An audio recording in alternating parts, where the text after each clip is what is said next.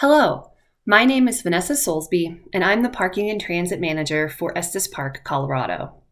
The title of my brief presentation today is If Planning is an Art, then Implementation is a Dance.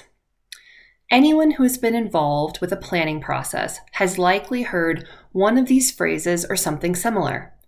Why are we spending money on yet another plan when we haven't done anything with the last one? Or all plans do is just sit on a shelf. Or how about those that can't do, plan? Similarly, anyone who has been tasked with leading a planning effort, a parking strategic plan, transportation master plan, or a district or neighborhood plan, knows that there is a real art to planning. There is also a significant investment in time, staff resources, and political capital. This last piece, political capital, is where we as parking and transportation and mobility professionals can really take the biggest hit if we don't see that planning through to implementation.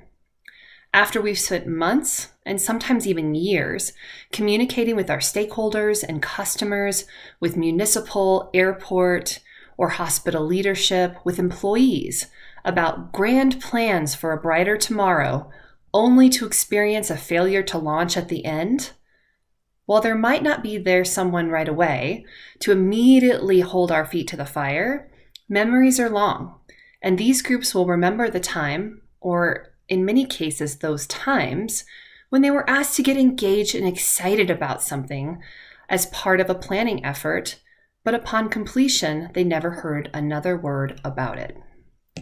Back when I was on the PIPTA board, the Pacific Intermountain Parking and Transportation Association, our then board chair, Jeff Petrie, had a spreadsheet that he shared at each board meeting with the board's action items. This was our GSD matrix, and since my guess is that this Moving Forward series is rated PG, I'll keep it to the acronym for now.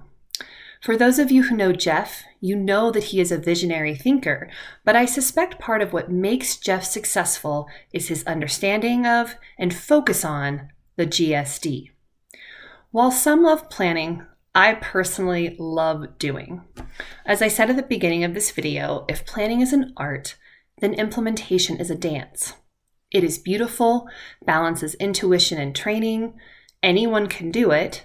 It can be done solo or with one or more partners, and once you learn how to do it, you build muscle memory that makes each subsequent implementation effort more technically sound and enjoyable for both participants and observers.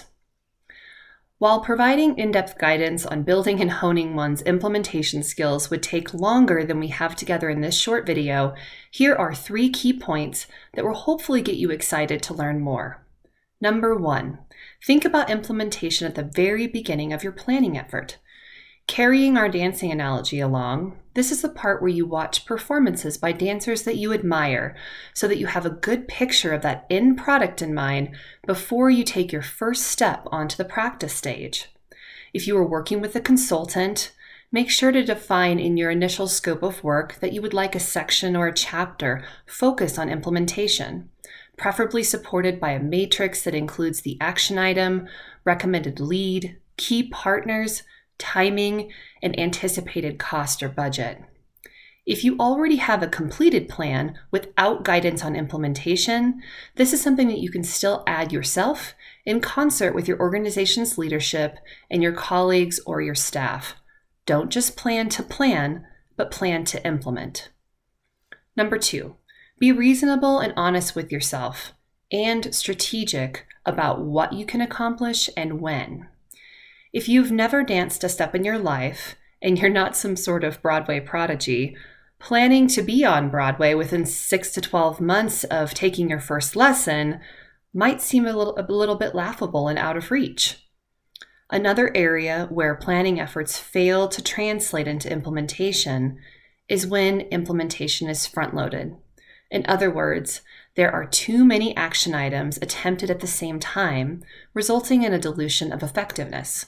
Or when implementation activities are all big, complex items that take a significant amount of time or resource to accomplish. Just like in dancing, there is something to be said about identifying your basic footwork or your low-hanging fruit items to tackle immediately so you get a few quick wins under your belt.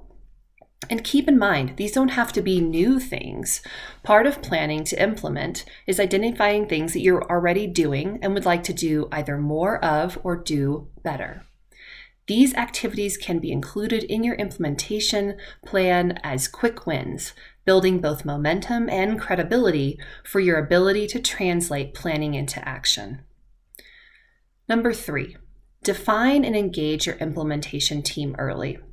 Planning without follow-through of implementation is like identifying an artistic director or a choreographer without having any members of your actual dance troupe engaged. It is important to know who your soloist is and your company members are when you start the performance, so they will have the opportunity to buy into the creative vision as well. I have been responsible for implementing a number of plans in my career, and in my experience, there's not a more important step in planning than identification of your implementation champion. So the term champion gets thrown around a lot these days, and it is not something to take lightly, and it is not just a figurehead. An implementation champion can be one person or a partnership, but it is not a group or entire committee. Implementation champions need to be technically skilled in project management. They need to be extremely organized, singularly focused, experienced in coalition building, and politically savvy. This is not to say that steering committees don't play an important role in implementation, but there needs to be one or a pair of dedicated, singularly focused champions.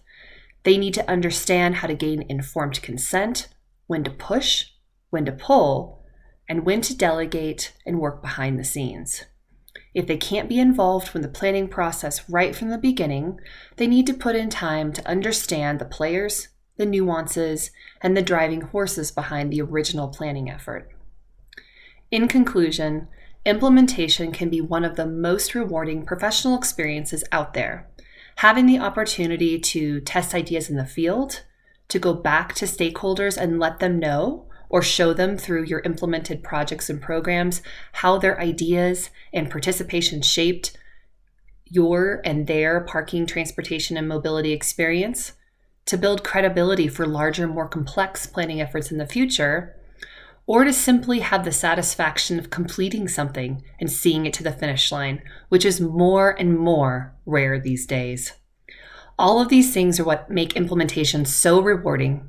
And just like dancing, if you put in the work to imagine yourself on that stage, to learn the basics, to lean into your intuition and training, to perform well alone and work well with a team, to see your hard work all come together in one beautifully choreographed performance of public service or private innovation, now that is something truly worth a standing ovation.